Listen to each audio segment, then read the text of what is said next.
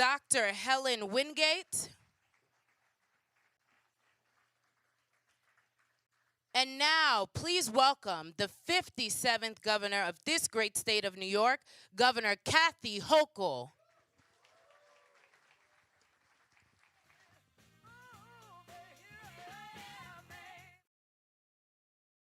All right, good morning, everyone. Good morning. Buenos dias. On my first day as your governor, I swore I would fight for New Yorkers every single day. Putting money back in your pockets has been the focus of my first 3 budgets, and that will never change. Today marks the next chapter in my fight to make New York more affordable and directly help you and your families. Now, I know that many of you feel you're falling further and further behind, right? It's a scary feeling. The truth is, the last few years have been really, really tough for people. It's stressful. Sometimes it's just so damn hard to make ends meet. You didn't do anything wrong. You followed the rules. You work hard.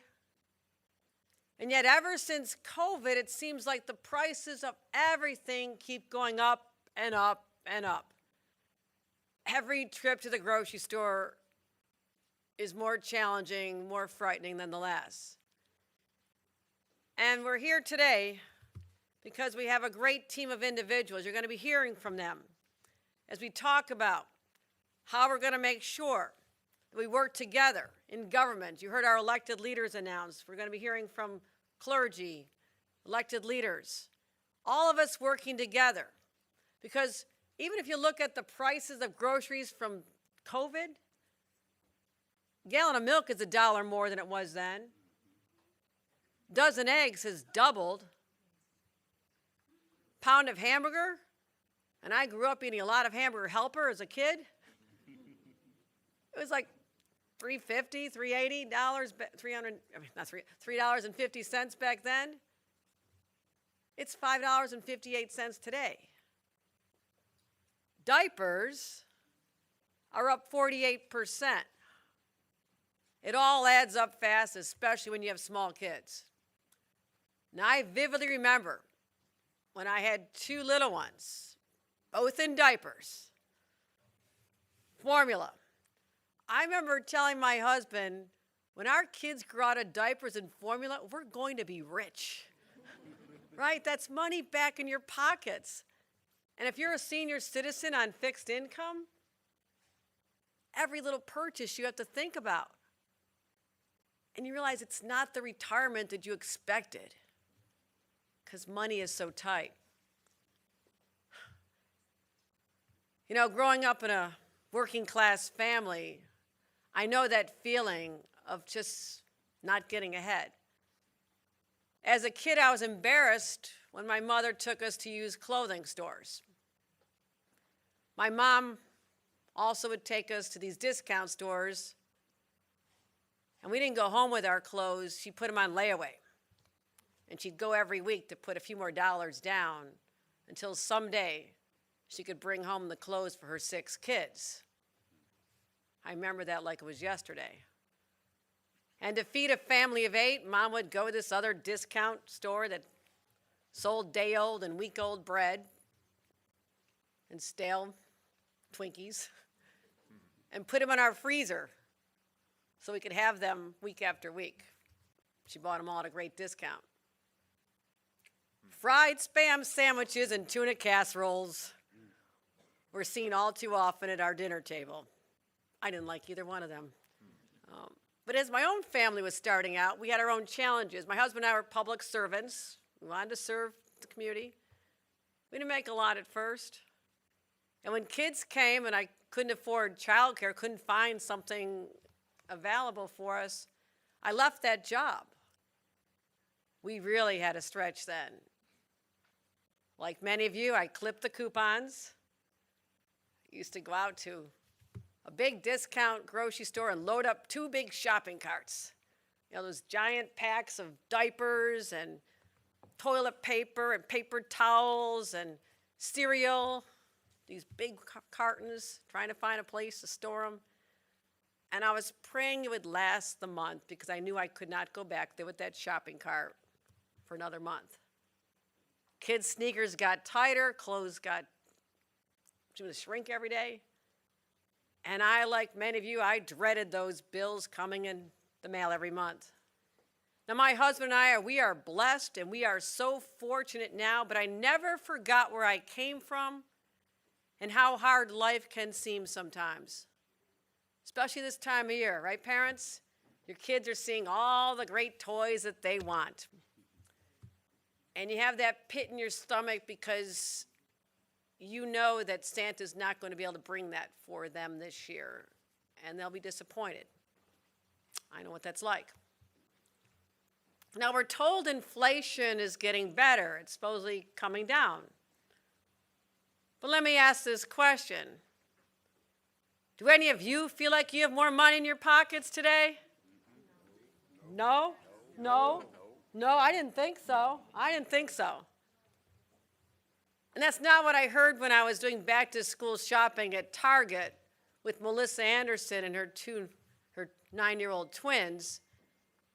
Even her kids knew as I watched them pick out the backpacks off the shelves. One was $39 and one was $79. And the little 9-year-old told his brother, put down the more expensive one. You know, Mom can't afford that. And they grabbed the cheap ones. Already embedded in them is that they can't have something that others have and they're just kids. It broke my heart. I was glad we were able to help them with a program to help back to school shopping, but it was still really hard. So I will say this. As New York's first mom governor, I know the stress parents feel intuitively. In my bones, I feel it. And that's why I am so committed to helping New York families in any way possible. Make your lives better in real, tangible ways.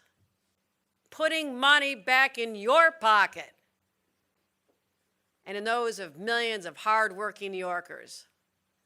And that is why today I'm announcing New York's first ever inflation rebate. Billions of dollars going back in the pockets of hard-working New Yorkers.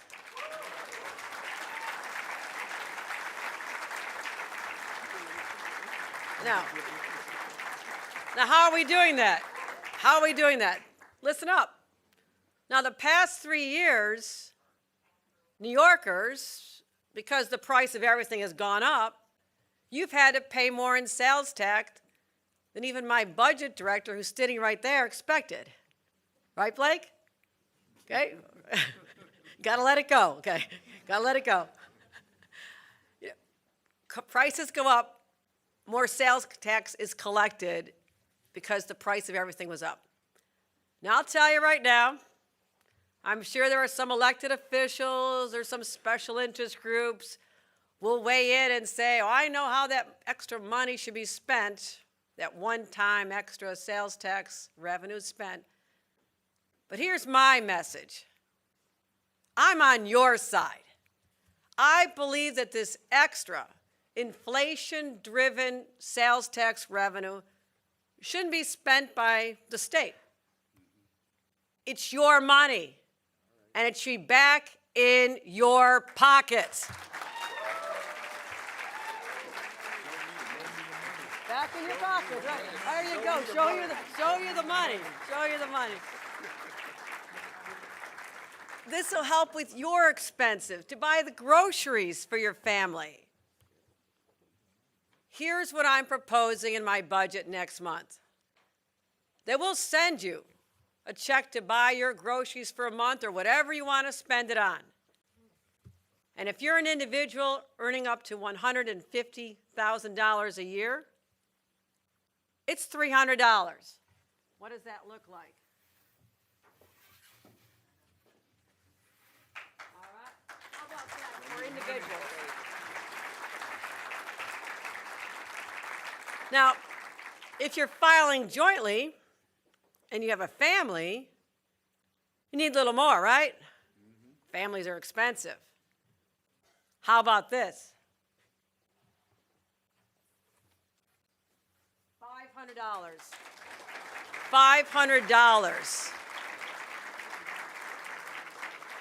for families earning less than $300,000, because I know life in New York City is expensive and your salaries may sound nice, but they don't go very far. This is a one-time $3 billion surplus that I believe should be returned to 8.6 million households across New York later this year. First, I have to work with the legislature and win their support in the budget. You think we can do that? Yes. I think we can do that. And for some families, that $500 can mean a month's worth of groceries. For seniors on fixed income, you can sit there at least a couple times and not say medicine or heating bill. For a young person starting out, but they've got student loan debt or the high cost of rent, that can just help them a little bit. I say it's your money, it belongs in your pocket, and it's coming your way. So,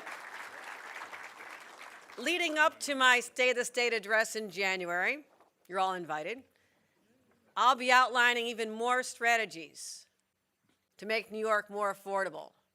And once again, I'll keep talking about what we need to do to help New York families thrive and how we're going to stand up for the children of this state. Now, as governor of this great state, I will never stop finding ways to reduce the financial stress that I once knew as well. I think a lot about working moms and dads in the state. I think about our healthcare workers, our bus drivers, our conductors, the laborers, the restaurant, hotel workers, the first responders, the teachers. We all depend on them. And I want them to be able to stay here. I don't want people to leave because they can't afford to live in this great state where they started. That would be a travesty. I also think a lot about our seniors. Think about the faces of my very poor immigrant grandparents. Both of them worked in factories. Grandma and Grandpa worked in factories, supported their family of 10, and had a later struggle in their twilight years when they should have just had an easier go of it. And I'm thinking about all of you living here in Co-op City, this tight-knit community where people work hard every day and they look out for each other. I want you to believe in your state again like I do. Believe that New York is a place where your effort pays off, where people can get ahead, not just get by, where parents can focus on their kids instead of the Bills, unless it's the Buffalo Bills. Don't mention yesterday's game, it was a little rough. No. But I want people to grow up in the communities they were born in and raised in. They can raise their own families there. I want students to afford an education without being crushed by debt. Because your dreams are my dreams. This proposed $3 billion inflation rebate is historic. Not only because it hasn't been done in New York before, I don't know if it's been done anywhere, but also because it signifies what's possible. I will continue to find creative ways to let you know I understand your struggles, but I also understand your hopes and your dreams, and will help you along the way. Because New Yorkers, your dreams are my dreams. Whether you live in a small town with holiday lights down the main streets, or you live in one of the great, incredible urban neighborhoods like Co-op City, know that I have, and never will, never have and never will stop fighting for you and your family every single day. Thank you so much. Thank you.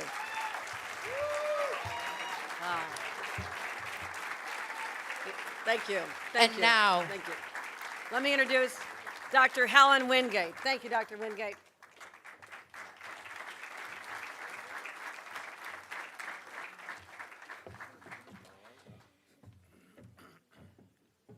Thank you, Governor Hochul. Certainly to all the elected officials, community leader, faith-based leaders, all of you, my brothers and sisters, it is a pleasure and a blessing to be here at this press conference this morning. Today's news conference is putting more money in New Yorkers' pocket, addresses the concerns that I constantly hear from my congregation on Sunday morning. It is imperative that the needs of our communities are met. Housing, child care, food are essential things for working people. If families are not able to work, they cannot pay rent. They cannot buy food. They cannot afford child care, which all of us as parents and grandparents want these services to be safe and profitable to our children.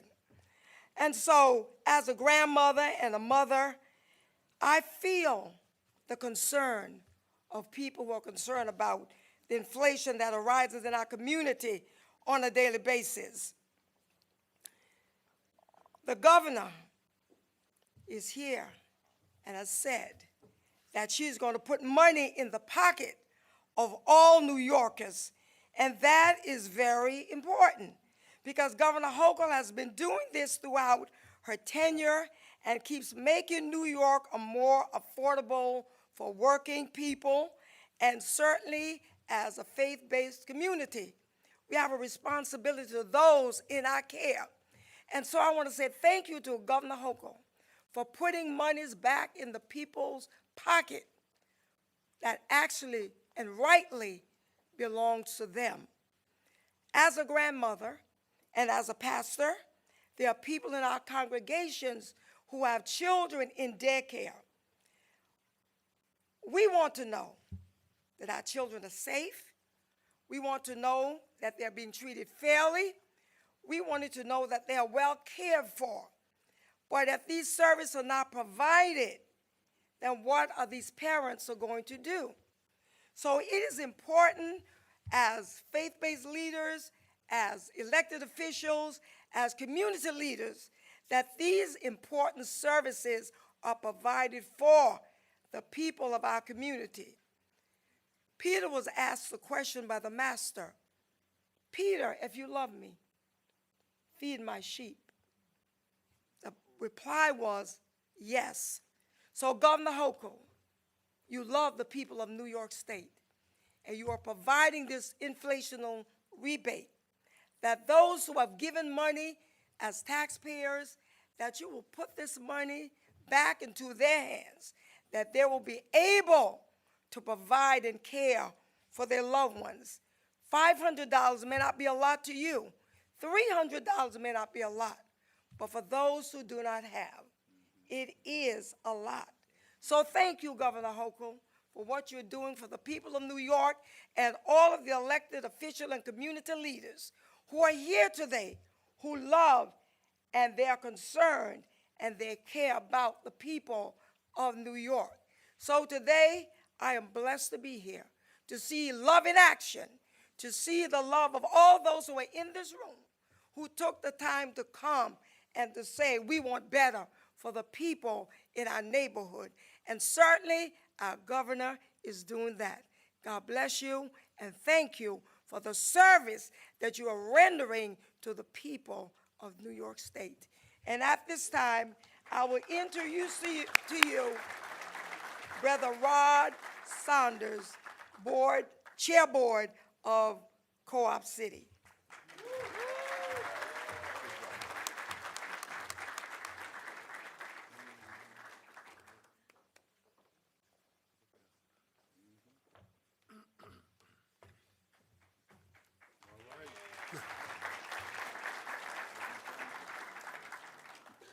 Good morning, everyone, and welcome to Co-op City, the largest housing development in the Western Hemisphere.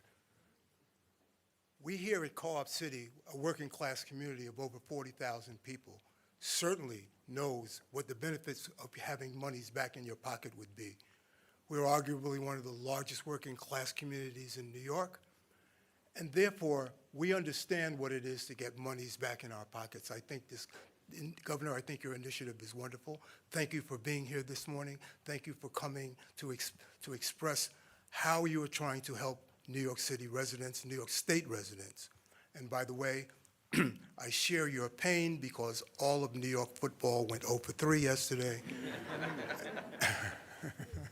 So we all found a way to snatch defeat out of the jaws of victory. But thankfully, you are beginning to do something about putting money back in the pockets of New Yorkers. You know, yesterday I went to the grocery store just to pick up a few items. It was Sunday, and we always need a few items for Sunday's dinner, and I went to do that. And in all, I had less than 12 items. Those items came to $84. When my wife and I got married back in 1970, the grocery cart at $40 we thought was an awful lot of money. And that was an entire cart full of groceries. Today it's incredible. You know, just to get your kids back and forth once they get out of elementary school, get your kids back and forth to school if they don't have bus passes or if they don't have train passes, it becomes an incredible expense. Daycare is an incredible expense. So, you know, thank God for the monies that the Department of Education gives to the city of New York.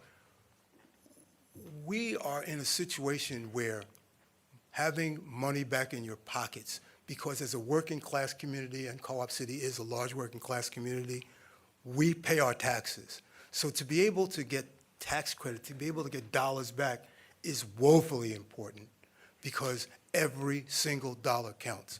So Governor, I cannot tell you how important it is to know that you are working on the behalf of New Yorkers, and especially here in Co-op City, where there are so many. You know, at 8,400, we're the largest North community in the state of New York, possibly in the country. So when you're living on a fixed income, to be able to file taxes and get dollars back, that's an awful, awful big deal. So I want to thank you personally, Governor, for the big deal that you offer for the residents of the state of New York, especially for the residents here in Co-op City. You have always, by the way, been a partner of the residents here of Co-op City. I know you will continue to be a partner here for the residents of Co-op City as we go forward, but I want to thank you again for all that you've done for those here in the state of New York. Okay?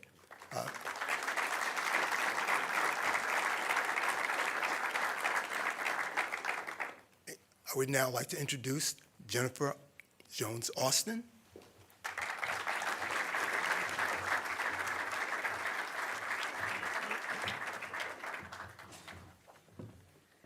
Good morning. Thank you, Governor Hochul. Thank you for leading New York State and for leading the nation, for seeing that there are so many low-income and middle-income New Yorkers who are struggling. They're struggling to get by, they're struggling to get ahead, and they're struggling to stay ahead. And you're seeing them. At FPWA, the organization that I'm blessed to lead, we work with over 160 human service providers and faith partners throughout New York City. They have their boots on the ground, and they've helped us appreciate that so many people here in New York City, here in New York State, who are classified as low and middle income and are working 35 and 40 and more hours, are having a hard time.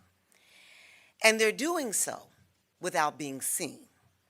Traditional economic indicators like GDP growth, inflation rates, and unemployment figures don't see the everyday struggles, the juggling acts of working families, having to balance the expenses of food, childcare, housing, transportation, healthcare, college, and retirement savings, and real-life emergencies. And traditional economic indicators like the official poverty measure, supplemental poverty measure, and other measures capturing the most basic only the most basic costs of sufficiency don't see them either. These metrics miss the lived experiences of millions of New Yorkers who may not meet the definition of poor or even working poor, but they're one car problem, one layoff, one emergency, one crisis away from being able to get by, let alone get ahead. They can't even begin to save for retirement, for college for their children, or even to think about buying a home. Like our governor, FPWA has been hard at work trying to unpack this problem. And our research on why hardworking New Yorkers struggle began in 2019. It was the impetus that informed and shaped the New York City Racial Justice Commission's ballot measure. You all remember the ballot measure calling for a true cost of living here in New York City?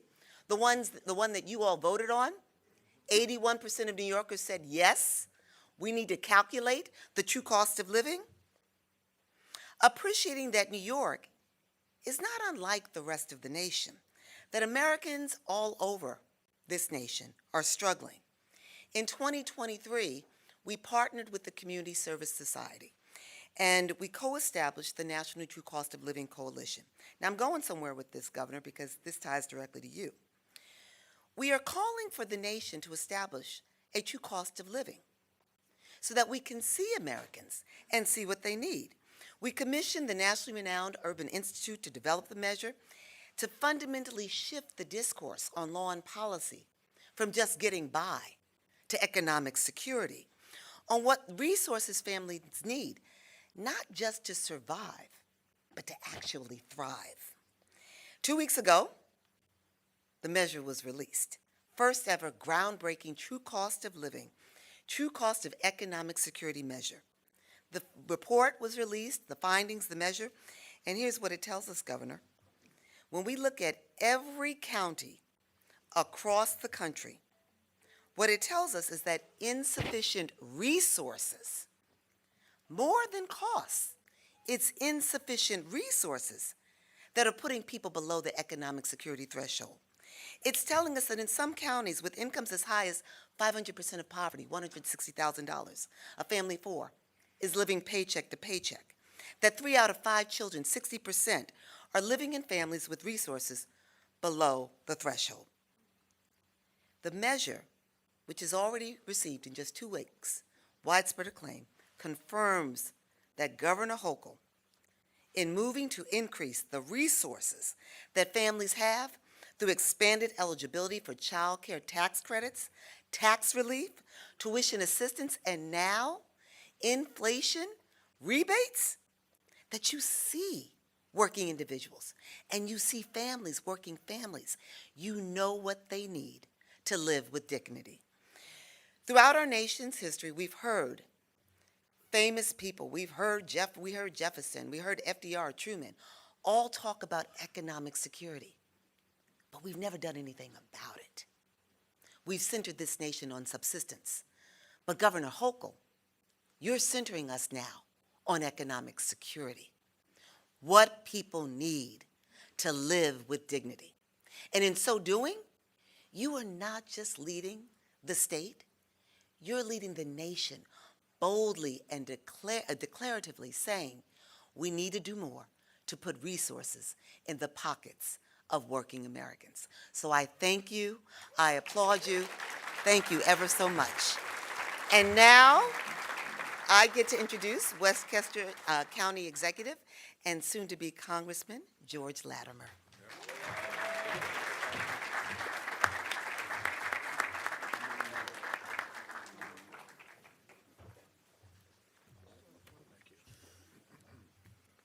Somebody just whispered to me, keep it short, George. I didn't say that. After Jennifer's thorough analysis of this, I'm happy to keep it short because what she said covered exactly what needs to be said. Exactly what needs to be said. The most important thing to me, as currently as a county executive and soon to be a congressman, is that given the circumstances that we see today, the things that we've heard, I've been on the campaign trail for the better part of a year. People came up to me and they talked about their problems. They didn't talk about the national GDP. They didn't talk about where the economic indicators were. When they heard that the economic indicators were better than they were a month before, it didn't mean anything to them when they had to buy products like this and they didn't have enough money to do that. And I think of my mom and dad. Everybody's got a story. My dad was a maintenance man. My mom was a factory worker. How they did it, I don't know. And it was a different era when they did, but somehow they managed to be able to put money aside so I could be a commuter to college, go to Fordham, and living in Mount Vernon. And today's Stan and Loretta have to be able to have that same opportunity. The American dream doesn't matter if today's Stan and Loretta can't aspire to the same thing that the Stan and Loretta of the 1960s were able to do. What Governor Hochul has done is very simple and it's very important. She's done something about it, because so much rhetoric has been generated about we have an economic problem but what's the concrete answer? Tariffs are not the concrete answer. This is taking money that the state has received because of the inflationary circumstances and channeling it back to the people that spent the money on sales tax when they want to buy the product. That's simple and it's brilliant, Governor. It's the exact correct way to do something concrete. Hopefully that's short enough, but more importantly, it's substantive. It's not just political rhetoric. This is a very real check that will be in someone's pocket. The state legislature, where I served, have people that feel the same concerns. I'm sure, Governor, this and the other initiatives that you're going to launch will be well received, and in due time, we'll see the benefit of this thing that's mentioned today in the wallets of the people that we have coming up. Next, let me introduce Grace Bonilla, who is head of United Way, Greater Partnership for New York. She has done so much with very little in the volunteer and not-for-profit sector. Grace?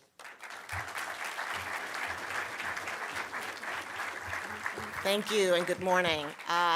I have the great pleasure of leading United Way of New York City, and through our healthcare providers, our pantries, and so many of the folks that serve New Yorkers every day, we know how hard it is for hundreds of thousands of New Yorkers every single day. In fact, we released a report not too long ago that shows that working New Yorkers, 50% of them cannot make ends meet at any given time during the year. That is a hard number to live with. The harder number was when I first started and I got a call from our pantry saying, we don't have enough food this week.